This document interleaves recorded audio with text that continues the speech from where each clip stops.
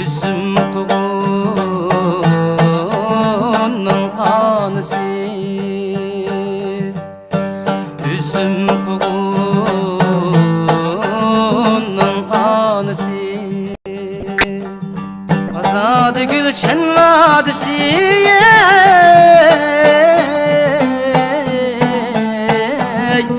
Aziz diyar güher zemin, azad gülşen vadisi.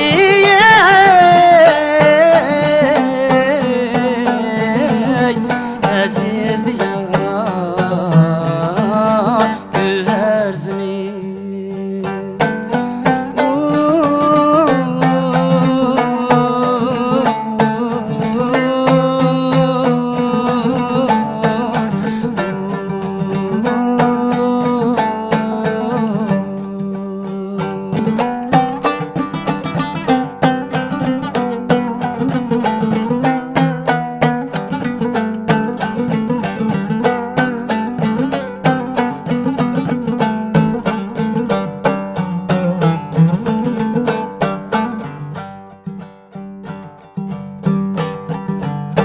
Kengri ketken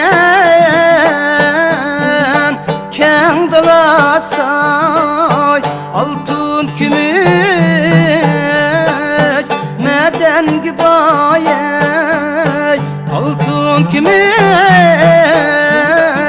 meden gibayay, asti onun kışkıştımayay.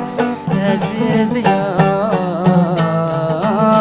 güher zemin, asti onun kışkıştımayay. Aziz diyar güher zemin.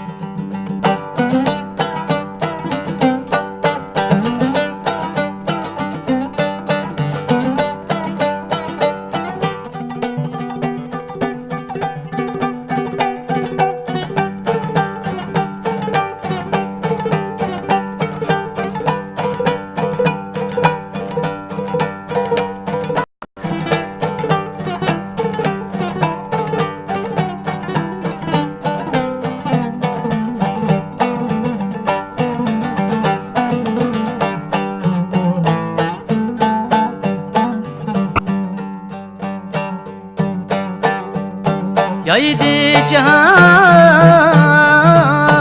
gadastxane, okyar işip keldi mikmane, okyar işip